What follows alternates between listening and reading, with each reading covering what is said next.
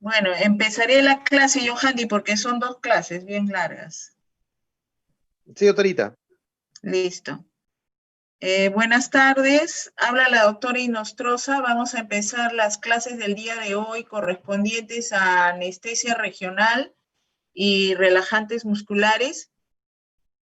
Estoy compartiendo pantalla con ustedes.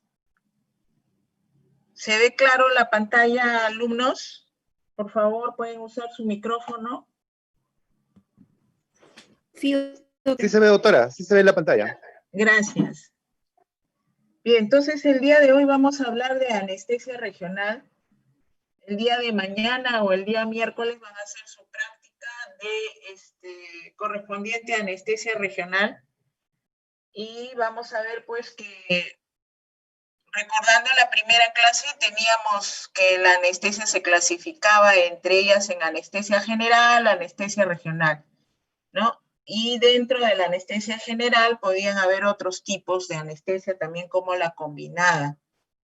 El día de hoy vamos a revisar la anestesia loco regional, ¿no? El concepto de anestesia regional o también llamada loco regional es la sensación anestésica que se limita a una parte concreta del organismo. Puede ser el hemiabdomen inferior, puede ser el hemiabdomen superior, puede ser la anestesia o la analgesia de un solo miembro, ¿no? Un miembro superior, un miembro inferior o ambos miembros, ¿no?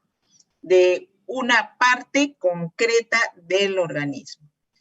Entonces, vamos a ver que en este tipo de anestesia se logra el bloqueo regional depositando un anestésico local. Ya habíamos tenido también la clase de anestésicos locales, ¿no? Entonces, que habíamos hablado en la primera clase, y los anestésicos locales, pues, lo que van a hacer es bloquear la transmisión nerviosa, ¿no? La transmisión nerviosa que se va a producir frente a un estímulo doloroso, en este caso la incisión quirúrgica, ¿no? Las terminaciones nerviosas periféricas van a liberar neurotransmisores y esos neurotransmisores van a lograr que se transmita la información a través de hacia el asta posterior de la médula espinal y luego de ahí sale unos tractos nerviosos espinotalámicos sensitivos que van a llevar la información hacia niveles superiores del sistema nervioso central, ¿no? Los ganglios basales, el hipotálamo, el sistema reticular, hasta llegar a la corteza donde se va a identificar la sensación dolorosa, ¿no? Todo este circuito va a ser bloqueado por la presencia del anestésico local en las terminaciones nerviosas, ¿no? ¿Y cómo van a actuar estos anestésicos locales a nivel de las terminaciones nerviosas? Recuerden ustedes que para que se produzca la conducción nerviosa se tiene que producir la despolarización de la neurona o de la membrana de la neurona, ¿no? Y va a haber pues un potencial de acción que generalmente va a abrir los canales iónicos con entrada de sodio y calcio y luego salida de potasio, ¿no? Entonces ese es el mecanismo de despolarización. Y luego esos receptores se van a cerrar y la membrana va a repolarizarse. Los anestésicos locales, al entrar en contacto con los receptores de canales iónicos, las moléculas de anestésico local lo que van a hacer es bloquear la entrada del ion sodio a través de su canal respectivo, bloqueándose así la despolarización de la membrana. Esto va a suceder a nivel de la conducción nerviosa, de las fibras nerviosas, en el axón de las fibras nerviosas, evitando la despolarización de la membrana, ¿no? No se genera entonces el potencial de acción por la presencia de las moléculas de de anestésico local que van a bloquear la apertura de canales iónicos a nivel de la membrana del nervio. ¿Qué características va a tener este bloqueo nervioso dado por el anestésico local? Este bloqueo va a ser reversible. Termina la acción del anestésico local y nuevamente se va a producir la despolarización de la membrana, ¿no? El bloqueo no es selectivo. Va a bloquear toda la fibra nerviosa y consecuentemente no solamente va a haber bloqueo de las sensaciones, sino también de las fibras vegetativas autonómicas y también de las fibras motoras, ¿no? El anestésico local impide de forma reversible la producción y la conducción del estímulo de cualquier tipo de membrana excitable, especialmente el tejido nervioso. Este bloqueo va a tener en el caso, por ejemplo, del bloqueo subaracnoideo o raquídeo, va a tener un periodo de latencia menor de 5 minutos, muy corto, ¿no? Inmediatamente se va a instalar el bloqueo. La duración va a estar comprendida dependiendo de qué tipo de anestésico se haya colocado, como vamos a ver más adelante, entre 1 a 2 horas el tiempo de duración del bloqueo. Como les decía, el bloqueo no es selectivo, no solamente para las fibras sensitivas, también en conjunto se van a bloquear las fibras motoras y las fibras autonómicas con sus consecuencias del respectivo bloqueo de cada una, que vamos a ver más adelante también, ¿no? Entonces va a haber bloqueo simpático, va a haber bloqueo de la sensación dolorosa, sensitiva, térmica, y también de la sensibilidad a la presión y al tacto. Y posteriormente el bloqueo motor. La intensidad del bloqueo, ¿de qué depende? La intensidad del bloqueo nervioso que van a producir estos anestésicos locales. Depende de la velocidad de conducción de la fibra nerviosa y del grosor de la fibra nerviosa. Tenemos fibras nerviosas, como ustedes recordarán, de tipo A, B y C. Las más delgadas, que son amielinizadas, o sea, con poca cantidad de mielina, son las fibras C. Y luego, un poco más gruesitas, las fibras B y las fibras A. Y las de velocidad de conducción más rápida son también igualmente las fibras C. Luego las B y las de conducción más lenta son las fibras nerviosas A. Por lo tanto, las primeras en tomarse por las moléculas de anestésico local son las fibras nerviosas C, por ser más delgadas y de conducción más rápida. Coincidentemente, este tipo de fibras nerviosas, lo que bloquean primero es el sistema autónomo, ¿no? El simpático.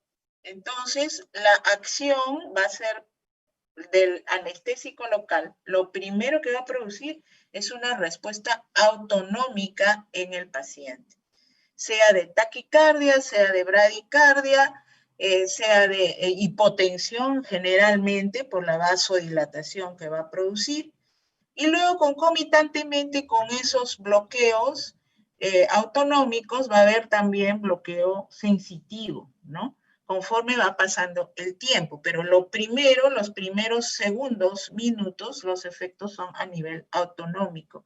Y luego va a empezar a actuar sobre las fibras sensitivas produciendo analgesia, produciendo falta de sensibilidad a la temperatura, al frío, al caliente, etc. Por lo tanto, el paciente, si le ponen compresas de calientes, muy calientes, no va a sentir la temperatura, ni tampoco la presión, ni el tacto al final del bloqueo, ¿no? Lo último que se bloquea es la función motora porque las fibras son mucho más mielinizadas y de conducción más lenta. Entonces, el bloqueo va en relación al grosor de la fibra nerviosa y a la velocidad de conducción de esa fibra, ¿no?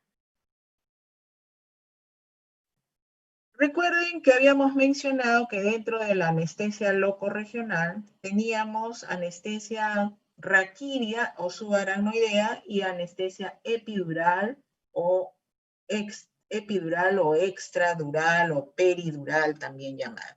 Vamos a revisar un poco de anatomía del espacio raquídeo, ¿no?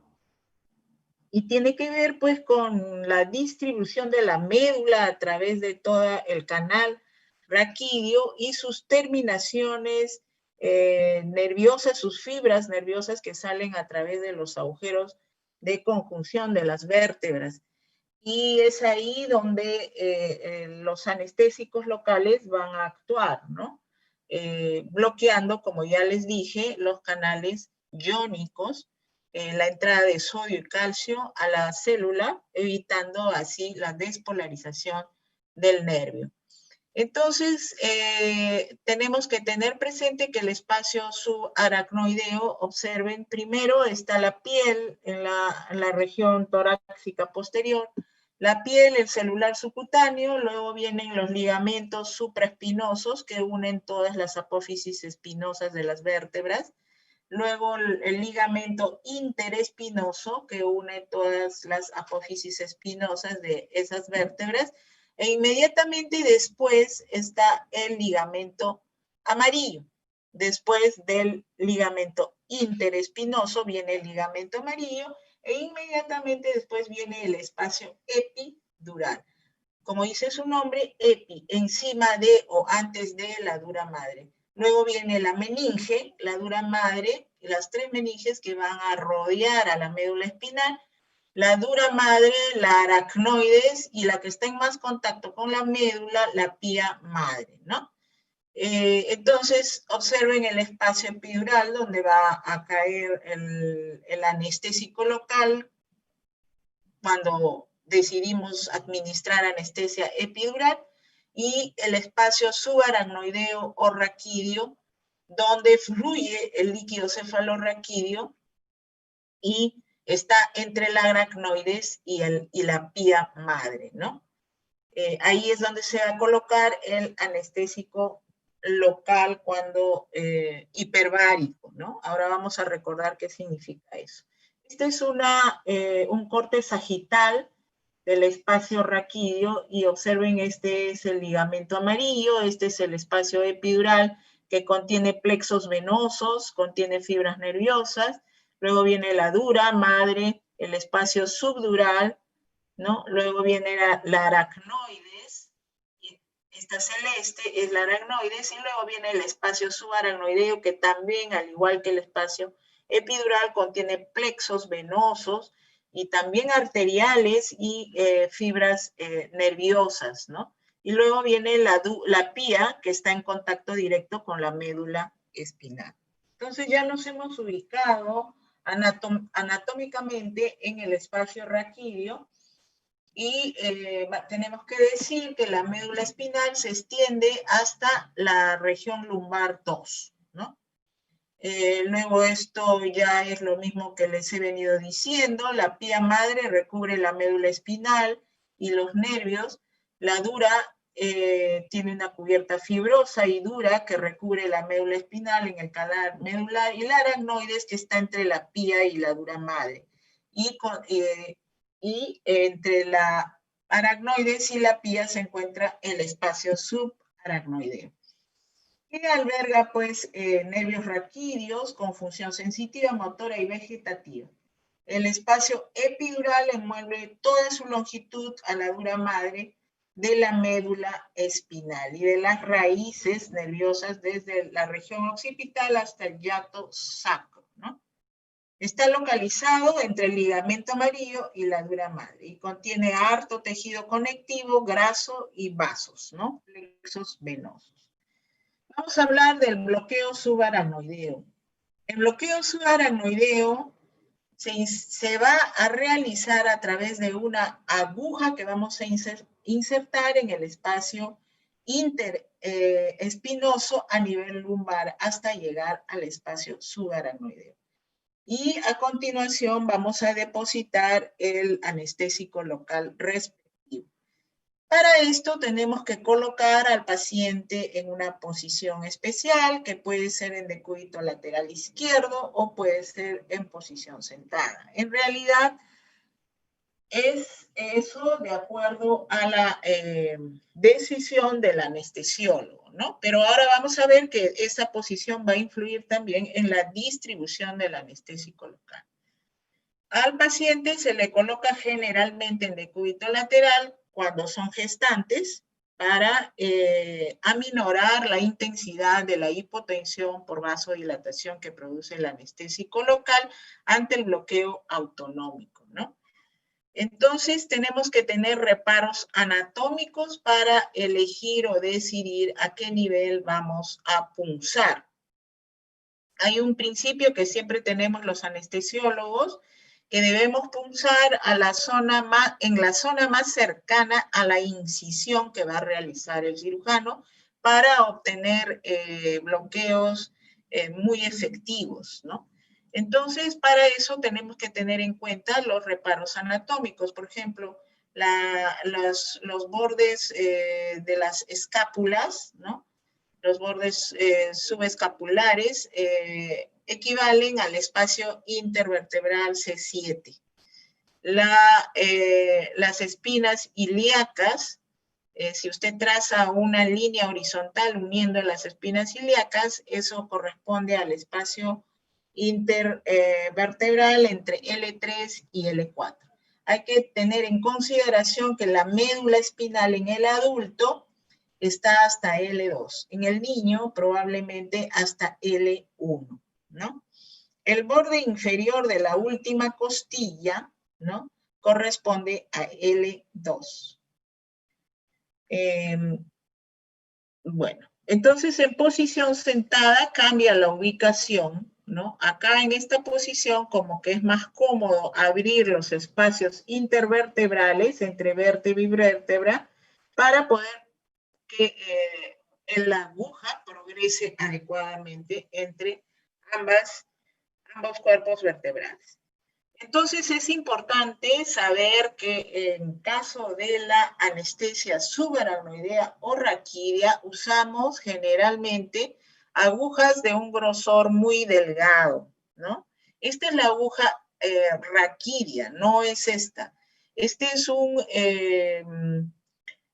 conductor que va a ir encima, esta aguja muy delgada va a ir dentro de esta aguja más gruesa para poder llegar al espacio subaracnoideo, porque para atravesar todos los planos que hemos mencionado, como es muy delgada, es muy maleable y muy endeble, se puede romper.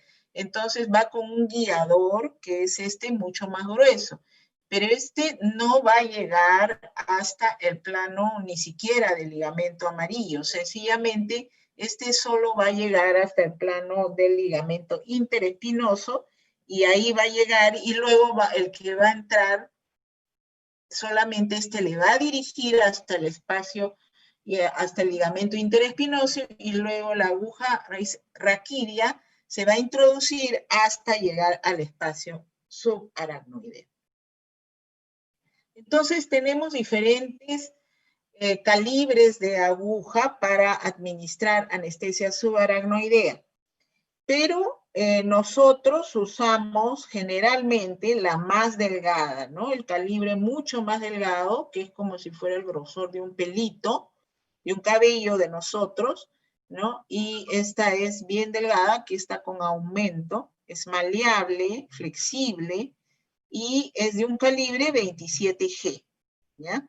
Hay también agujas espinales o subaracnoideas de calibre 26G. ¿Por qué tendemos a usar los calibres más finos? Ahora vamos a ver eso. Con agujas, con punta de aguja muy especial que divulsionen las fibras de la dura madre. Ahora vamos a ver por qué. En lugar de la punción, después de haber posicionado al paciente, lo escogemos de acuerdo a nuestros reparos anatómicos y también de acuerdo al tipo de cirugía que se va a realizar, ¿no? Recuerden que hay que punzar en el dermatoma más cercano a la incisión. Puede ser un abordaje medial, a través de la línea media de la columna vertebral, o puede ser un abordaje paravertebral o paramedial, ¿no? En los casos, por ejemplo, de que el paciente sea obeso y haya dificultad para identificar el espacio subaracnoideo. Previa limpieza, asepsia de la zona y colocación de campos estériles, el anestesiólogo se viste estérilmente también con guantes estériles y después de elegir y señalar el espacio adecuado va a colocar anestesia local con agujas mucho más delgadas para que el paciente no sienta ningún hincón. Acá usa anestésico local solo para planos superficiales, ¿no? Entonces ahí está ya hecho la asepsia con sustancias yodadas o con sustancias antisépticas de otro tipo, ¿no? Y el anestesiólogo está infiltrando anestesia local, solo piel y celular subcutáneo, para que el paciente no sienta la inserción de de la guía, que es más gruesa, que generalmente es de un calibre de 20 o 18G, ¿no? La que va a conducir a la aguja subaracnoidea hasta el espacio subaracnoideo. Pero esta guía solo queda en el ligamento interespinoso, no avanza más allá, no debe tocar el ligamento amarillo y menos las meninges. Entonces se funciona la piel con un introductor o un guiador en dirección cefálica. Quiere decir que el bisel del guiador debe estar en dirección hacia la cabeza, en dirección cefálica. Igualmente la aguja subaracnoidea, con un ángulo de menos 10 grados respecto a la piel, hasta el ligamento espinoso entra el introductor, ¿no? Entonces, a través del introductor, como ven en la figura, el introductor ya llegó al ligamento interespinoso y a través del introductor vamos a colocar, ahí está colocando la aguja raquídea, con la que sí va a llegar al espacio subaracnoideo.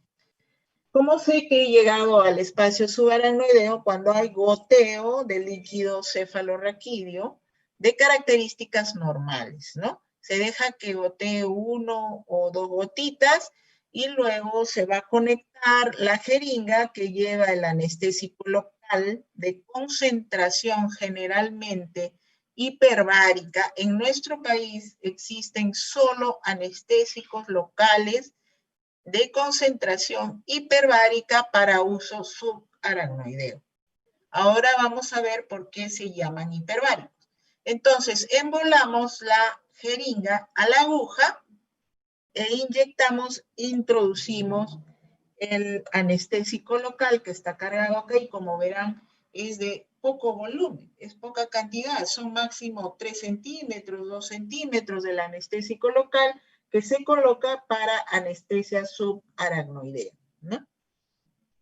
Eso es algo que ustedes deben de tener en cuenta porque es una diferencia muy importante con la anestesia epidural, donde colocamos grandes volúmenes de anestésico local. En este caso de administración subaracnoidea, vuelvo a repetir, es un anestésico local tipo amida de varicidad mayor que la del líquido cefalorraquídeo. O sea, es una solución hiperbárica, ¿no? Tipo amida, la única que tenemos en nuestro país es la bupivacaína al 0.5% de presentación hiperbárica para uso subaracnoideo. Les decía que los tipos de agujas son delgados y tienen una punta, generalmente se le llama punta de lápiz, como ven acá, para, si esta es la dura madre, aquí ven la dura madre, sí, la dura madre, lo que tenemos, dije que entrábamos con la aguja en posición cefálica. Cuando uno ya por experiencia siente los planos y sabe en qué plano se encuentra, antes de punzar la dura madre para llegar al espacio subaracnoideo, uno rota la aguja con el bisel en dirección lateral. ¿Se dan cuenta? Como ven acá la flecha roja. Uno rota la aguja. ¿Con qué finalidad? Con la finalidad de divulsionar las fibras de la dura madre, porque la dura madre de las meninges es la más gruesa. Tiene fibras de tejido conectivo. Entonces, esas fibras debemos dañarla en menor cantidad posible. ¿Cómo la vamos a dañar? Le vamos a ocasionar el menor daño. Colocando el bisel, punta de lápiz, de forma lateral, de tal manera que entra divulsionando las fibras longitudinales de la dura madre. Si usted introduce la aguja en dirección cefálica y atraviesa las fibras de la dura madre con el bisel de la aguja en dirección cefálica, lo que va a hacer es romper las fibras de la dura madre y le vas a causar más daño, y el agujero que vas a dejar, a través de esos agujeros va a gotear líquido cefalorraquídeo, va a haber pérdida de líquido cefalorraquídeo. No en este caso, porque al divulsionar sale la aguja y nuevamente se cierran las fibras de la dura madre. En cambio acá, cuando ya están rotas las fibras de la dura madre, no están divulsionadas, sino están perforadas. Entonces ahí va a quedar un agujero, no se van a juntar nuevamente al momento que salga la aguja, sino va a dejar un agujero, y a través del agujero va a haber pérdida de líquido cefalorraquídeo, y eso se va a traducir en disminución de la presión del líquido cefalorraquídeo a nivel de los ventrículos. Al disminuir el volumen del líquido cefalorraquídeo a nivel de los ventrículos por haber pérdida en este nivel, va a haber disminución de la presión del líquido cefalorraquídeo y va a haber tracción de meninges por la disminución del volumen del líquido cefalorraquídeo, y esa tracción de las meninges va a ocasionar dolor intenso. Entonces el paciente va a referir cefalea. Y este síndrome va a simular un síndrome de síntomas de hipertensión endocraniana. El paciente va a tener mareo, cefalea, náuseas, vómitos, y no va a tolerar sus alimentos. Por lo tanto, nosotros, los anestesiólogos, tenemos por medida y norma para prevenir estos síndromes de hipertensión endocraniana causados por rotura de fibras de dura madre, rotar la aguja cada vez que uno va a entrar a una meninge, y para ocasionarle el menor daño posible y evitar este tipo de sintomatología en el paciente. ¿Qué factores que determinan la zona anestesiada? Bueno, ya introducimos la cantidad de anestésico local en el espacio subaracnoideo, y tenemos que tener en cuenta que hay unos factores importantes que van a determinar la zona anestesiada. Yo he dicho que punzo en el dermatoma más cercano a la incisión del cirujano para tener un buen bloqueo de gran potencia y de efectividad en el momento de las tracciones y manipulaciones en la cavidad abdominal, por ejemplo, ¿no? Entonces, pero hay factores que influyen también en la potencia. No solo es el lugar donde uno escoge para colocar el anestésico local, sino también hay otros factores como la posición del paciente, ¿no? Si lo pongo en Trendelenburg, no lo pongo en Trendelenburg, lo pongo en Fowler, y esa posición del paciente influye mucho en el bloqueo subaracnoideo, sobre todo en este tipo de bloqueo, ¿no? Durante la inyección e inmediatamente después de la inyección, la posición que le vas a poner al paciente influye bastante por la varicidad del anestésico local, que la varicidad del anestésico local es la densidad comparada con la del líquido cefalorraquídeo. Y si yo estoy usando anestésicos locales hiperbáricos, por gravedad en determinada posición, por ejemplo en Fowler, el anestésico por gravedad va a fluir, por ser más pesado, más denso, va a fluir hacia los miembros inferiores. Y si el cirujano va a operar el hemiabdomen inferior, lógicamente no le va a cubrir la zona del hemiabdomen inferior. ¿Por qué? Porque al paciente lo he colocado en Fowler. ¿Se dan cuenta? Entonces, así influye la posición del paciente en la migración del anestésico local en la zona donde uno quiere bloquear para producir analgesia, ¿no?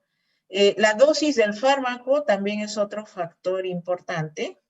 El lugar de la inyección, como ya les dije, lo más cercano debe ser lo más cercano a la zona donde el cirujano va a hacer la incisión. Otros factores pueden influir como son la edad, ¿no? Las curvas de la columna. Hay gente con cifosis, con lordosis muy marcadas, con artrosis, procesos artrósicos de las vértebras, y no va a dejar fluir de la misma manera que en un paciente que no tiene este tipo de patologías. No va a haber un buen flujo del anestésico local para mojar o anestesiar las fibras periféricas con mayor velocidad. El volumen del fármaco, la presión intraabdominal, en el caso de las gestantes, por ejemplo, las gestantes tienen la presión intraabdominal aumentada por el útero, que es de mayor tamaño. Por lo tanto, lo que va a hacer es comprimir también el espacio subaracnoideo y lo va a hacer más angosto, ¿no? Por lo tanto, eso va a influir en la migración del anestésico local, porque al ser más angosto, va a anestesiar mayores metámeras, ¿no? Y hay que tener mucho cuidado ahí con la dosis y con la presión intraabdominal, como les había manifestado. Por eso a las gestantes se les coloca la anestesia local, regional, generalmente en decúbito lateral izquierdo, justamente para obviar esta presión intraabdominal aumentada y permitir que el espacio subaracnoideo o el espacio epidural, porque sucede lo mismo con el espacio epidural, se tornen de un diámetro un poco más ancho, que eviten que el anestésico fluya o coja metámeras más altas, ¿no? La dirección de la aguja, como ya les decía, también interviene en la migración del anestésico local, el peso del paciente, por la misma razón que hay mayor cantidad de grasa intraabdominal, ¿no? Va a comprimir el espacio subaracnoideo, el espacio epidural, y va a fluir el anestésico local en dirección cefálica, ¿no? Igualmente el embarazo. Entonces, esta posición del canal medular es muy importante en el caso de la colocación del anestésico local, ¿no? Es más uniforme, por ejemplo, en decúbito lateral que en decúbito colocarlo en posición sentada, ¿no? Porque acá se va a ampliar mejor el canal, y acá probablemente vaya en posición sentada una gestante o un obeso, va a fluir más el anestésico local en dirección cefálica. Lo que les decía, ¿no? Si yo coloco al paciente en Trendelenburg es una posición especial donde la cabeza es más baja al resto del cuerpo, y por gravedad, el anestésico hiperbárico, o sea, de mayor densidad que el líquido cefalorraquídeo, va a fluir hacia las zonas más superiores, bloqueando estas zonas torácicas. Y recuerden que las fibras nerviosas torácicas tienen que ver con la inervación del diafragma y podemos provocar depresión respiratoria si es que fluye en gran cantidad el anestésico local hacia las partes superiores, ¿no?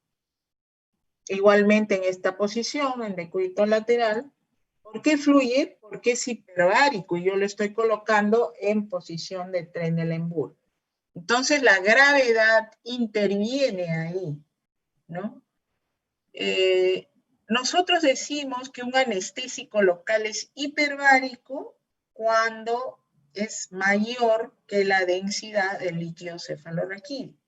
Los anestésicos locales hiperbáricos se usan solo para anestesia subaracnoidea o raquídea.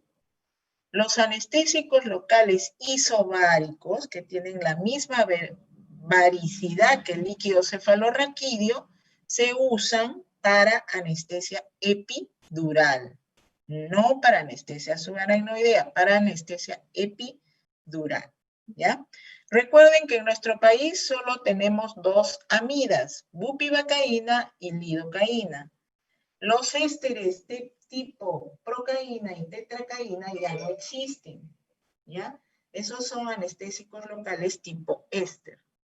Entonces, por ser hiperbáricos, bupivacaína hay en presentación hiperbárica y en presentación isobárica. La varicidad del líquido cefalorraquídeo es como 1. Lo que más se acerque a 1 es isobárico. Lo que está por encima de 1 es hiperbárico. Lo hiperbárico es de uso subaracnoideo. Lo isobárico es de uso epidural, ¿ya?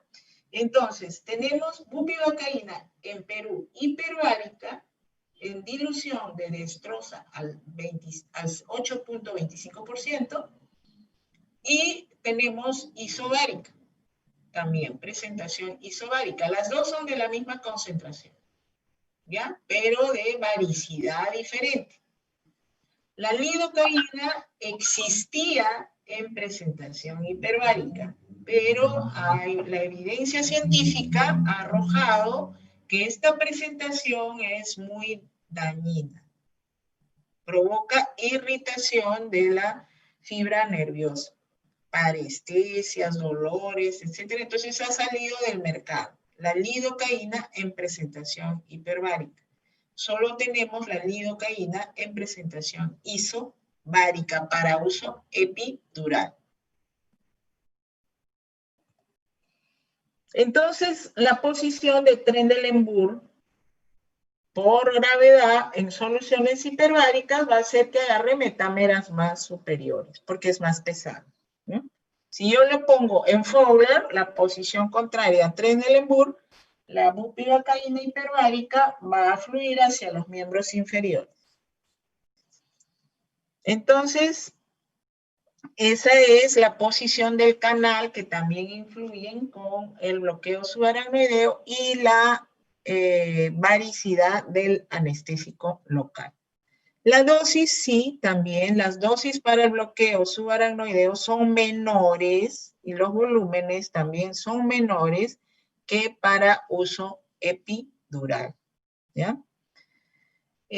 Al espacio subaracnoideo usted puede inyectar anestésicos locales, también puede asociar opiáceos solos o junto con anestésico local.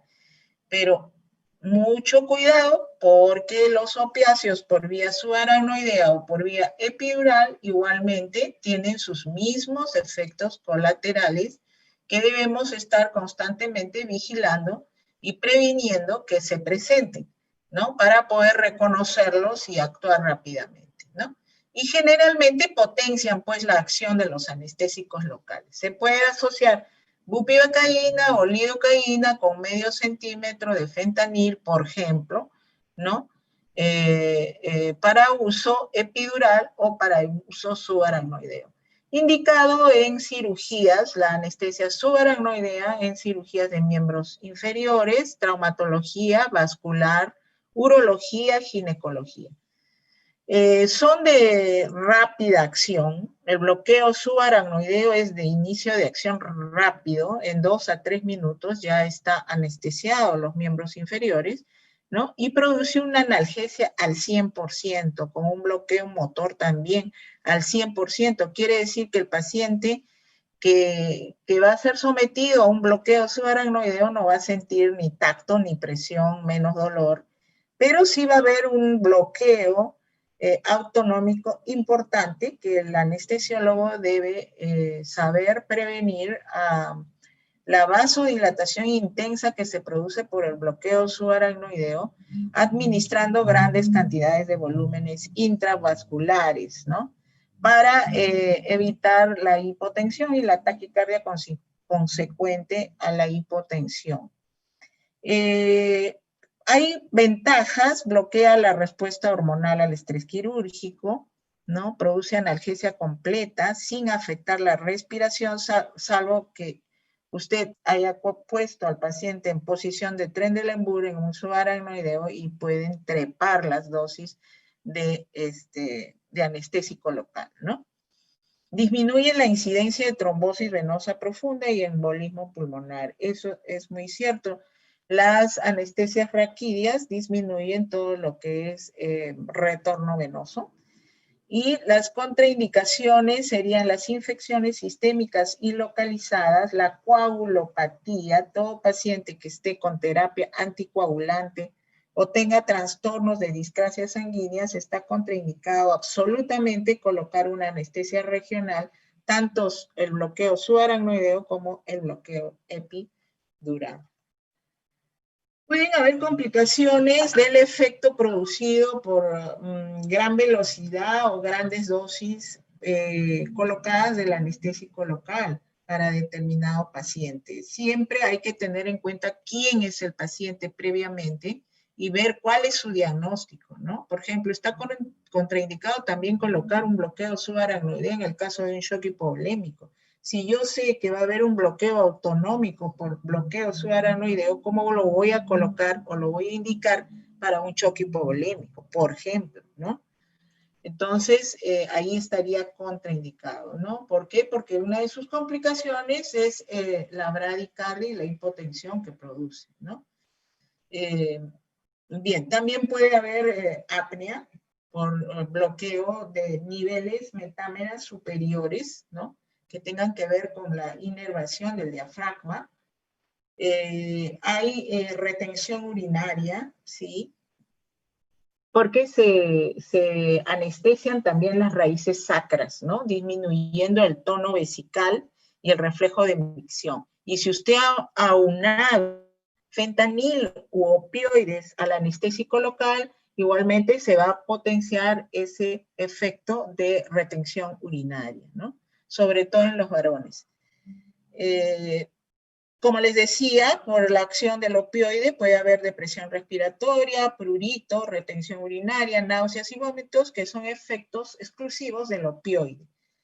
Derivados de la punción lumbar, ojo, si usted ha hecho una punción subaracnoidea con una aguja gruesa, de hecho está garantizado que el paciente va a hacer cefalea intensa y va a simular un síndrome de hipertensión endocraniana por las razones que ya mencioné, ¿no? Entonces, esta ya sería una complicación de la técnica anestésica por haber punzado con una aguja gruesa la membrana, la meninge, ¿no?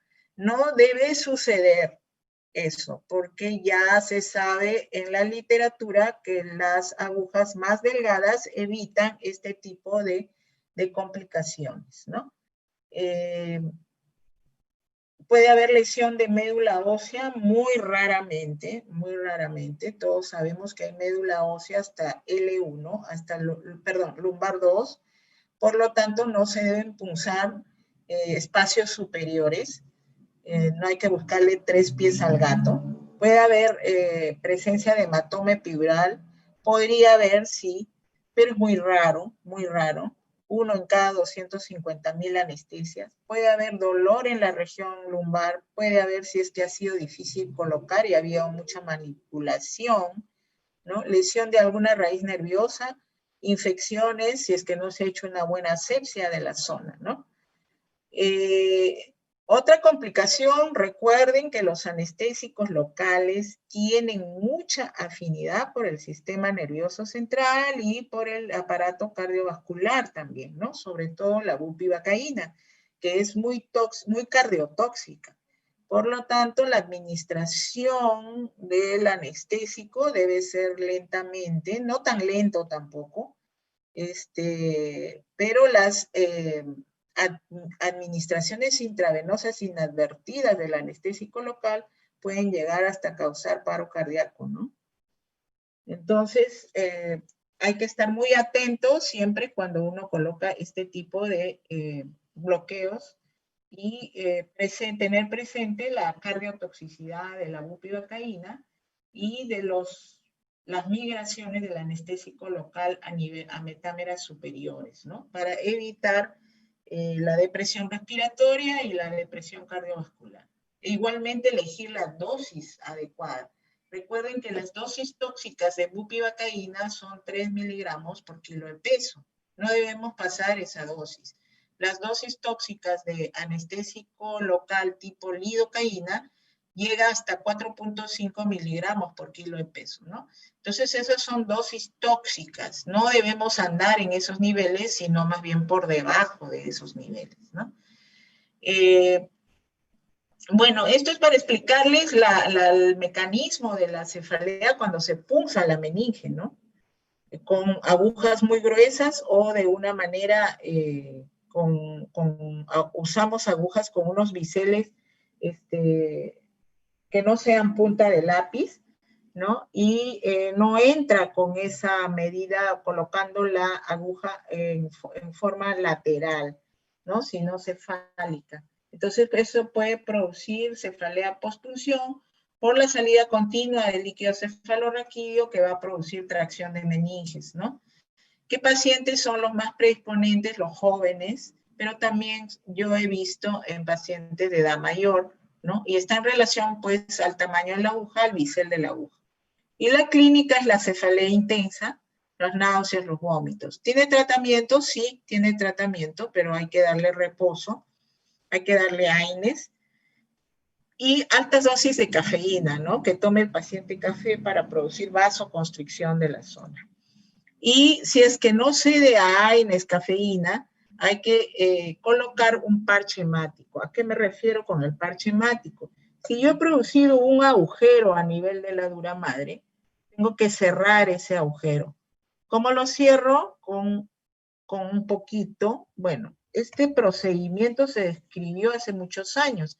Se saca sangre de la vena del paciente y luego se lo coloca en posición sentada o de cúbito lateral y luego otra vez punciona al paciente en el mismo lugar donde se hizo la anestesia y cuando llego al espacio, bueno, yo no he visto en el caso del bloqueo subaracnoideo, más bien en el caso del bloqueo epidural he colocado parche hemático, pero nunca he colocado parche hemático en el espacio subaracnoideo, ¿no? La sangre se inyecta cuando uno llega al espacio epidural, en ese momento, ¿no? Uno llega al espacio epidural y encima de la dura madre usted inyecta unos 8 a 10 centímetros de sangre que le ha sacado al propio paciente y lo coloca, lo deja ahí en el espacio epidural. Esa sangre se coagula y al coagularse va a cubrir el agujero que hizo la aguja en la dura madre, evitando así la salida del líquido cefalorraquídeo, ¿no? A eso se le llama el parche hemático. La respuesta es, pero admirable, porque al minuto de colocar la sangre, el paciente ya no tiene más mareos ni dolor de cabeza, ¿no? En cuanto al volumen de sangre que se coloca, hay varios estudios que mencionan volúmenes de 8 a 10, como les he dicho, como hay estudios que inyectan hasta 20 ml de sangre, ¿no? Para producir el parche hemático. Pero los efectos son muy buenos. Los resultados son muy buenos. Igualmente se puede usar anestesia opioide a nivel intradural o en el espacio subaracnoideo con la misma función del anestésico local, pero es mejor usar la combinación porque así usted inhibe la transmisión del dolor de parte de los dos fármacos y se potencia, ¿no? Morfina generalmente se utiliza para el dolor posoperatorio de los pacientes que son sometidos a grandes intervenciones quirúrgicas, resecciones de órganos. Entonces se deja un catéter. En otros países hay catéteres subaracnoideos. En nuestro país no existen catéteres subaracnoideos, más bien sí existen catéteres epidurales, ¿no? Entonces dejamos un catéter en el espacio epidural y a través de ese catéter colocamos morfina mezclado con anestésico local, ¿no? Y esto le da una analgesia postoperatoria al paciente de aproximadamente 12 horas. Y se coordina con el cirujano y se le avisa que se le está colocando morfina por vía epidural. Entonces ya el cirujano deja su AINE o su analgésico que haya elegido para después de 12 horas condicional a dolor. Porque hay muchos pacientes que incluso la dosis de morfina por vía epidural les dura más de 12 horas y salen con una satisfacción tremenda porque no sienten dolor en el postoperatorio y pueden movilizarse, pueden comer y hacer sus cosas, ¿no? Los opioides por vía intradural son también muy efectivos, ¿no? Bueno, pues si podemos, sobre todo para la analgesia postoperatoria, es muy satisfactorio. Y las complicaciones, pues, por vía intradural son las mismas que por vía epidural, ¿no? Siempre el opioide va a causar prurito, retención urinaria, podría causar depresión respiratoria, dependiendo de la dosis que usted haya colocado del opioide, ya sea morfina, fentanil, etc. Y sí producen náuseas y vómitos los opioides, ¿no? Bien, ahora vamos a ver la anestesia epidural o extradural o peridural. Anatómicamente ya sabemos dónde queda, entre el ligamento amarillo y la dura madre. Ahí queda el espacio epidural que a nivel lumbar mide entre 3 a 4 milímetros. Y conforme va subiendo el espacio epidural a nivel dorsal, mide 2 milímetros a 1 milímetro de diámetro, ¿ya? Por ejemplo, aquí está colocando anestesia epidural a nivel torácico, probablemente para cirugía de tórax. Y para analgesia analgesia, por ejemplo, se puede colocar a nivel cervical con otros fines, ¿no? De causar dolor de hombro, en fin, ¿no? Eso es terapia del dolor, ¿no? Entonces, pero acá se inyectan en cuanto más superior sea el dermatoma elegido, se debe inyectar menor volumen del anestésico local. Recuerden que para anestesia epidural se usan anestésicos locales de tipo isobárico, o sea, que se acerque mucho a la varicidad del líquido cefalorraquídeo. Hay diferentes maneras de localizar el espacio epidural. Recuerden que es un procedimiento a ciegas para llegar a un espacio que tiene un diámetro, pero de milímetros, ¿no? Entonces requiere mucha habilidad, mucha experiencia para reconocer este espacio epidural. La forma más frecuente en que identificamos el espacio epidural es por el método de pérdida de resistencia, ¿no? De la pérdida de la resistencia de la jeringa. La jeringa se une a la aguja TOWI, como van a ver en su práctica de anestesia regional, la aguja para anestesia epidural se llama aguja TOWI, T-O-U-H-Y de yate. TOWI. Entonces esa aguja, que es muy característica, es curvada en su punta y viene graduada en centímetros, va unida a una jeringa en la cual se le va a cargar aire o suero fisiológico, unos 3 a 4 centímetros. Vamos a ir avanzando por los planos hasta que llegamos y haciendo presión. Conforme avanzamos los planos anatómicos, hacemos presión a la jeringa, al émbolo de la jeringa, y vamos avanzando de medio en medio centímetro. Cuando la punta de la aguja llega al espacio epidural, el espacio epidural, que es virtual y tiene presión negativa, va a succionar el contenido de la jeringa. Es la única prueba que tenemos de estar en el espacio epidural, ¿ya? Entonces, esperamos unos segundos. Si no regresa sangre, no regresa LCR, no debe regresar líquido cefalorraquídeo.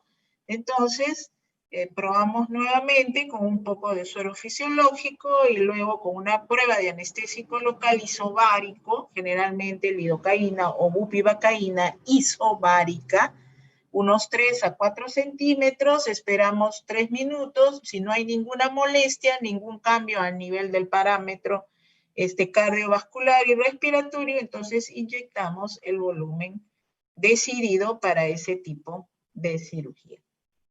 Hay otra prueba para localizar el espacio epidural, que es la prueba de la gota pendiente de Gutiérrez.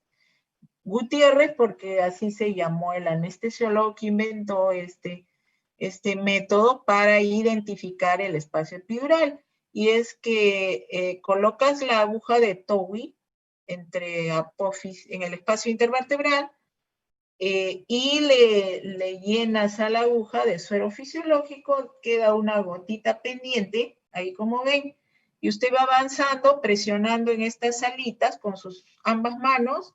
Cuando llega usted al espacio epidural, la presión negativa del espacio succiona la gotita que dejó de suero fisiológico. Esa es la única prueba que usted está en el espacio epidural, ¿no? En realidad la que usamos actualmente, esta se ha dejado de usar porque hay muchas falsos negativos y positivos, ¿no? En cambio esta tiene más efectividad y con esta es la pérdida de la jeringa, de pérdida de resistencia de la jeringa es la que más estamos usando. Ahí tienen ustedes la aguja Towi curvada en su punta, graduada en centímetros, y es de un calibre mucho más grueso que la aguja subaracnoidea. Este es un calibre 18G, muy gruesa, ¿no? Aquí tenemos todo el equipo de anestesia epidural, la aguja Towi, ¿no? Curvada en su punta, graduada en centímetros, la jeringa que va a ir embolada a la aguja para identificar el espacio, el catéter epidural con un filtro para, el catéter, cuando usted llega al espacio, se pasa el catéter y sale la aguja, el catéter queda dentro del espacio y se administra a través de este filtro la dosis de anestesia epidural. Se puede administrar la primera dosis a través de la aguja y luego la segunda dosis a través del catéter epidural si es que la cirugía se demora o para efectos analgésicos postoperatorios. Y como vuelvo a repetir, tenemos bupi y lido nada más en este país. En otros países hay mepivacaína, ¿no? Y otras presentaciones también de bupi y de lido. La posición del paciente nuevamente depende de la elección del anestesiólogo. Si gusta, lo puede hacer en decúbito lateral o en posición sentada. La asepsia de la zona con sustancias yodadas o con clorexidina, ¿no? La colocación de campos estériles y la localización del nivel de la punción.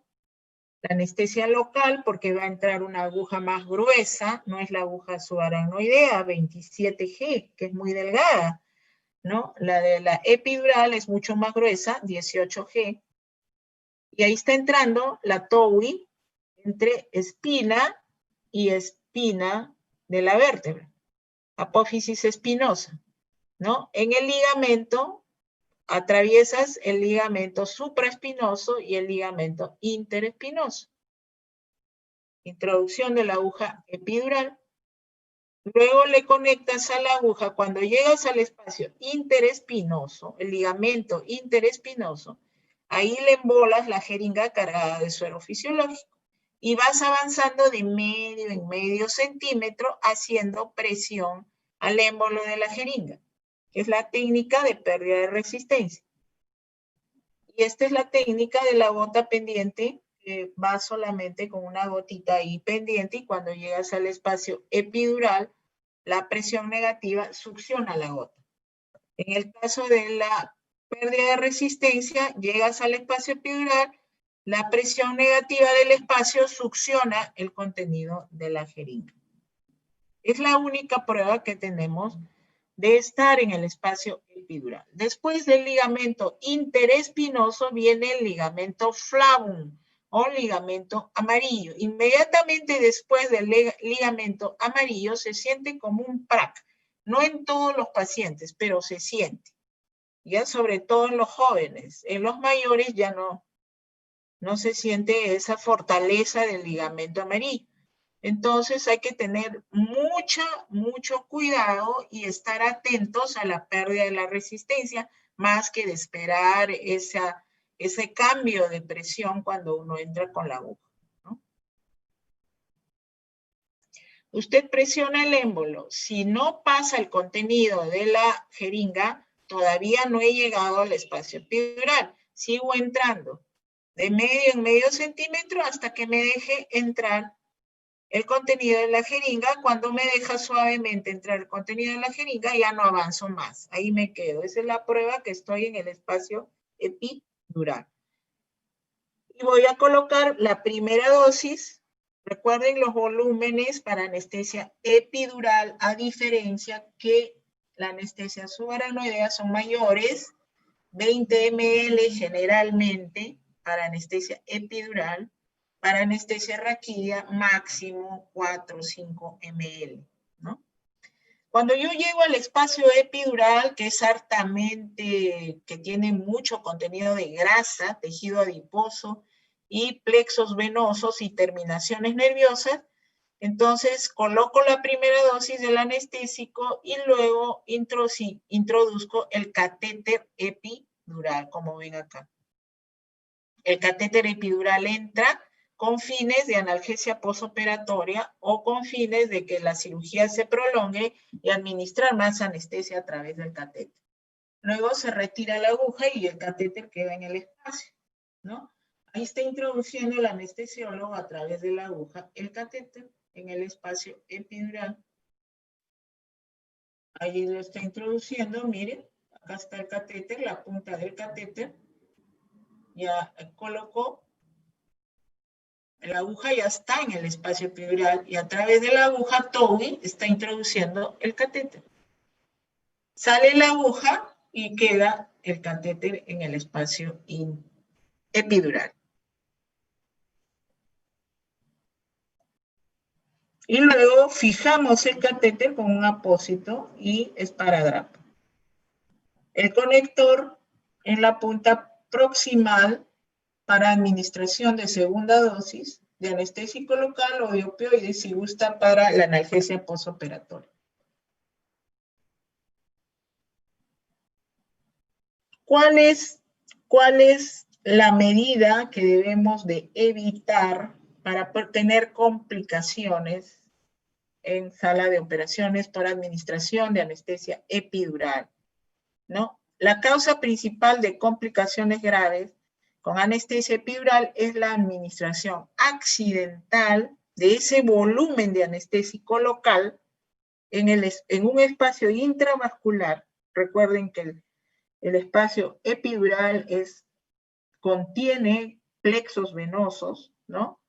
O sin habernos dado cuenta, hemos punzado la dura madre, ¿no? Y ha habido una punción inadvertida y administramos accidentalmente o en el espacio subaracnoideo o en la región intravascular de alguna vena el anestésico local a esas grandes dosis. Por eso siempre qué medidas de seguridad debemos de tener para evitar este tipo de complicaciones. Debemos aspirar, esperar que retorne lo que tenga que retornar. Si estoy en el espacio subaracnoideo, tiene que venir el líquido cefalorraquídeo, hay que darnos tiempo. No es cuestión de colocar el anestésico local, hay que esperar. ¿Cuánto tiempo? Hay que tener paciencia, unos 2 o 3 minutos. O aspirar con la jeringa para ver si viene sangre o viene líquido cefalorraquídeo. O colocar una dosis de prueba que les mencioné al principio de la clase, 3 a 4 centímetros del anestésico local. Si no hay ninguna manifestación, el señor no refiere molestias al paciente, entonces se coloca la dosis adecuada. Y colocar el anestésico local en forma fraccionada es lo mejor, ¿no? De a pocos, para no colocar toda la dosis de una sola y producir las complicaciones. El test de aspiración negativo, ahí está aspirando 2 a 3 centímetros de aire. Si no viene sangre, no viene líquido cefalorraquídeo, no aire, entonces todo está bien, ¿no? La prueba de el test, ¿no? Con anestésico local y un poquito, bueno, acá le está poniendo adrenalina para ver si van a haber cambios de frecuencia cardíaca, presión arterial, en el caso que estuviera dentro de un vaso. Miren cómo administra a través del catéter. Este es un filtro antimicrobiano, catéter epidural. Siempre hay que fijar el catéter y hay que cuidarlo muy bien porque el cirujano se dedica a su trabajo y nosotros cuidamos también nuestro trabajo, ¿no? No hay que garantizar que no se acode este catéter, porque si se acoda ya no se va a poder administrar a través del catéter, ¿no? Entonces, complicaciones derivadas de la punción epidural, inyección subaracnoidea inadvertida, inyección intravascular, puede haber hematoma epidural, muy raro, gracias a Dios, este tipo de complicaciones, porque el hematoma puede comprimir zonas nerviosas y causar paraplegias, ¿no? Punción accidental de la dura madre, es un procedimiento a ciegas, recuerden, entonces requiere mucha habilidad y mucha experiencia para llegar a un espacio que mide milímetros, ¿no? Una punción accidental de la dura madre, nadie entra con ganas de hacer daño, ¿no? Pero puede suceder, ¿no? Y puede producir, es la causa del 75% de cefaleas. Lesión directa de la médula espinal tendría que ser muy brusco, muy raro, nunca he visto esto. Absceso epidural tampoco lo he visto, ni hematoma ni absceso, gracias a Dios. Hay que hacer una buena asepsia de la zona. Y las complicaciones derivadas del propio anestésico local, ¿no? La hipotensión, la retención urinaria y el bloqueo simpático que pueda producir. Otro riesgo de anestesia espinal total es que el propio catéter al momento de introducirse rompa la dura madre y se sitúe en el espacio subaracnoideo. Sería mucha mala suerte de que suceda, pero podría suceder, ¿no?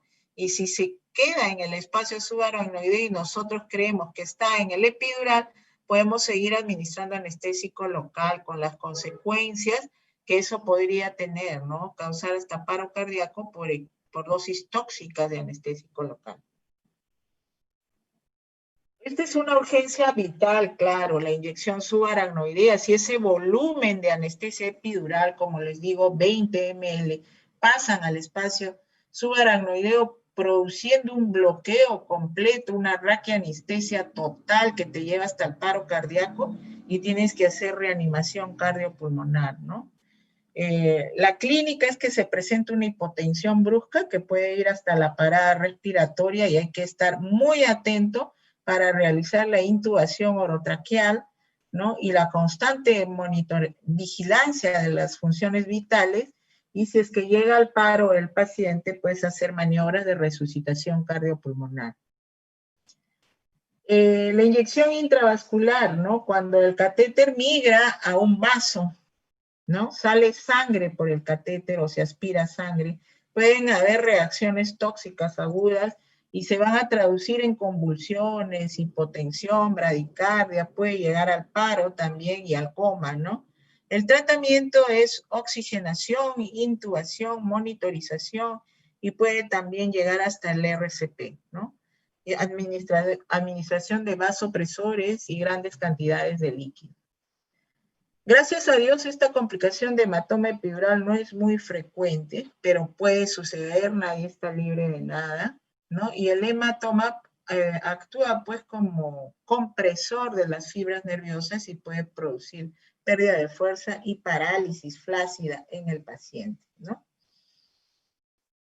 Se tiene que tomar una TAC y hacer una descompresión, una laminectomía urgente para drenar el hematoma.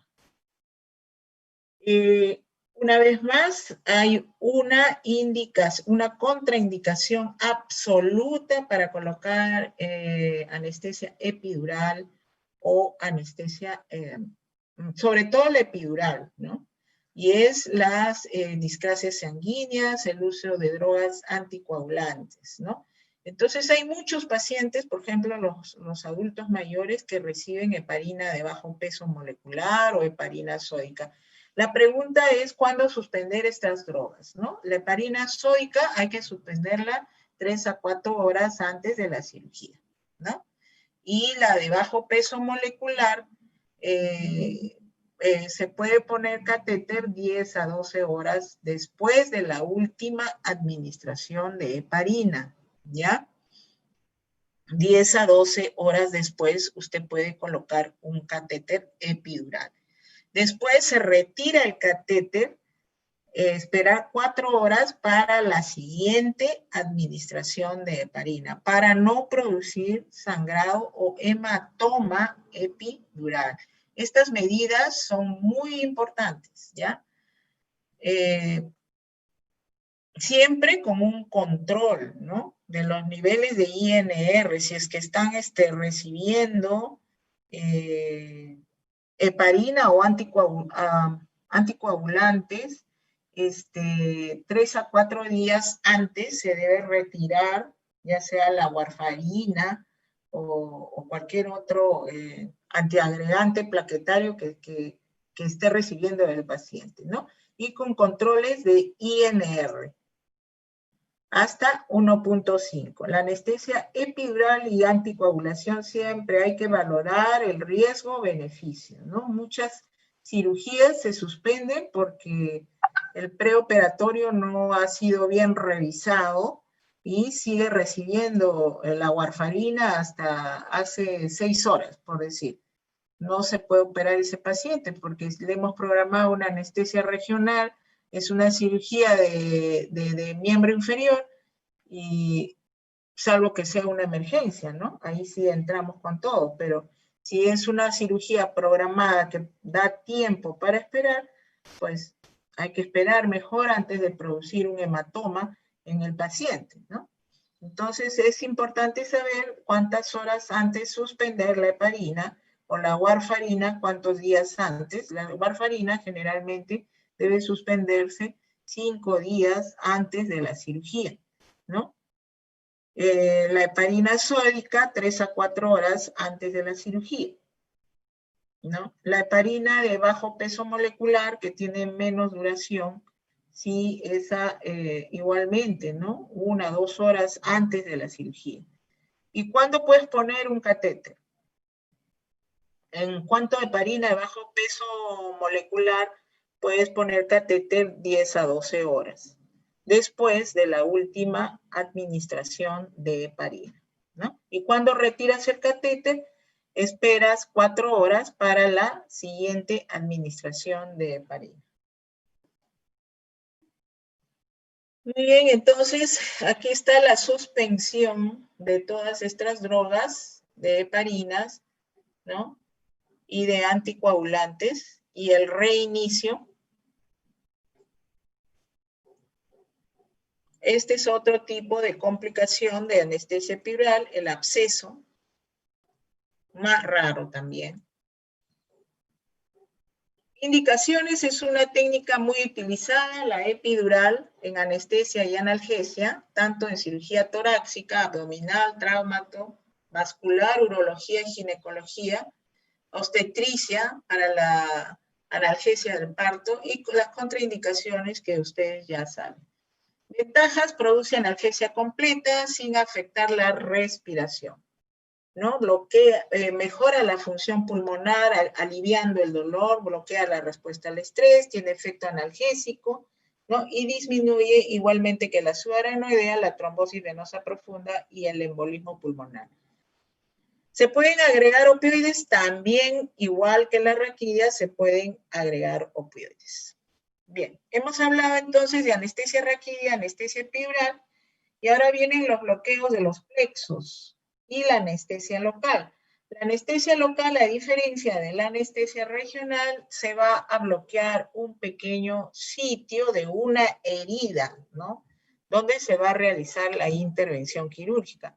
No es una región del organismo, sino un pequeño lugar. Por ejemplo, usted puede indicar infiltración local de una incisión quirúrgica, ya sea en una laparotomía, en una cura quirúrgica de hernia, en una toracotomía, ¿no? Ventajas, que la anestesia local no produce bloqueo simpático ni motor, es sencillo, de duración corta, y siempre las complicaciones de reacción tóxica hay que tenerlas presentes, tanto de la infección de la herida, y el anestésico local más usado en nuestro país, la silocaína y la bupivacaína, ¿no? Eso sería en cuanto a la anestesia local. El bloqueo de los plexos nerviosos. El bloqueo que generalmente se hace es el bloqueo del plexo braquial. Y se localiza el plexo braquial, ¿no? En la base del cuello y en el hueco axilar. Entonces usted puede acceder al plexo braquial de forma supraclavicular o en el hueco axilar, ¿no? ¿Cómo va a identificar? Puede ser produciendo parestesias mediante un estimulador del nervio, ¿no? Guiado por ecografía. Usted estimula el nervio y a la vez con este estimulador, ¿no? Es una aguja que va a hacer, por ejemplo, llega al nervio y va a producir un movimiento del brazo, del miembro superior. Y si usted se guía con una ecografía sería mejor. Y así bloquea a distintos niveles el trayecto del plexo braquial. Puede ser por vía axilar, supraclavicular, infraclavicular, más difícil, e interescalénico, ¿no? Las más frecuentes, supra, interescalénica y axilar. Recuerden que el plexo braquial, pues, implica desde C5 hasta T1, ¿no? E inerva el miembro superior. Acá está guiándose la estimulación nerviosa con la ecografía, ¿no? Esta es la arteria subclavia, ¿no? Y aquí está identificando el plexo braquial a nivel supraclavicular.